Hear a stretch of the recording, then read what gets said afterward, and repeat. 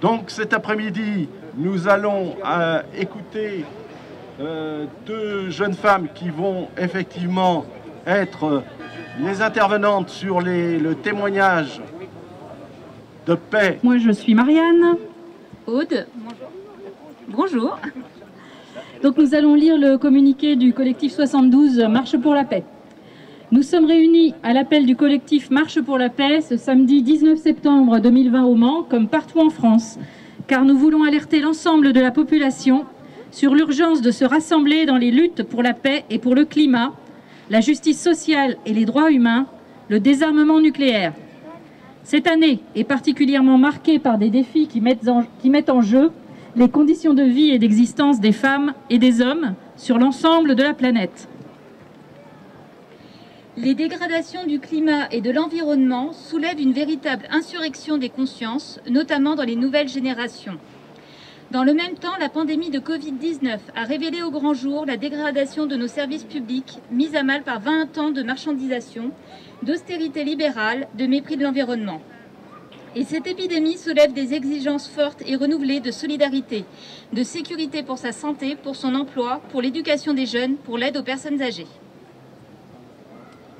Cette année 2020 est aussi celle de la 75e commémoration du martyre d'Hiroshima-Nagasaki.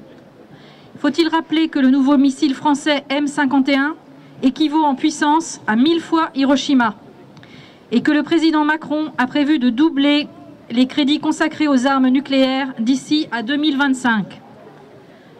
Le budget de la défense est déjà passé de 30 milliards en 2016 à près de 40 milliards en 2020. Cette voie est sans issue. Nombre de grandes puissances aggravent les tensions, dénoncent les accords de limitation des armements. Emmanuel Macron s'oppose au traité d'interdiction des armes nucléaires et participe à la course et au commerce des armes. Pourtant, 65% des Français et des Françaises se déclarent opposés à la force de frappe et 75% se déclarent favorables au désarmement. Et dans le monde, les forces de paix se font de plus en plus entendre. Oui, nous sommes une force qui doit compter.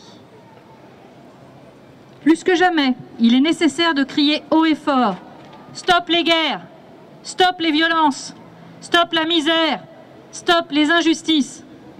Ensemble, agissons pour façonner la paix et le développement d'une culture de la paix à travers la construction d'un monde solidaire, débarrassé de toutes les armes de destruction massive, dont les armes nucléaires, un monde plus juste et plus humain, car pour son avenir, l'humanité n'a pas d'autre chemin que celui de la paix.